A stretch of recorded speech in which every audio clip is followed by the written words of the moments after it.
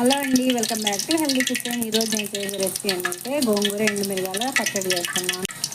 ఎలా చేద్దామో చూద్దాం.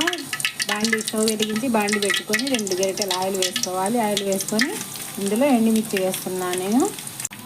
ఎండుమిర్చి ఇదిగోండి, 1 స్పూన్ జీలకర్ర. వేగిన తర్వాత ఒక ప్లేట్లోకి తీసుకోవాలి. ఈ బాండిలోని ఇదిగోండి ఒక కట్ట గోంగూర తీసుకొని ఇలా వలుచుకొని, ఇదిగోండి నేను మామూలు గోంగూర తీసుకున్నానండి. అది పులుపు గోంగూర కాదు, ఇది కొండ గోంగూర కాదు, మామూలు గోంగూర తీసుకున్నాను. ఇలా మొత్తం వేయించుకోవాలి. వేయించేలోపు ఇదిగోండి కొంచెం నిమ్మకాయ సైజ్ అంత చింతపండు తీసుకొని వాటర్లో నానబెట్టుకోవాలి. ఇంకా కొంచెం సేపు వేగాలి. చూడండి ఇలా వేగాలి. ఇప్పుడు మిక్సీ పట్టుకుందాం. జార్లో ఇప్పుడు ఎండుమిర్చి వేసుకున్నాం, 4 చిన్నులపాయ రెబ్బలు, చింతపండు వేయించుకున్నాం కదా, ఇవి వేస్తున్నాను.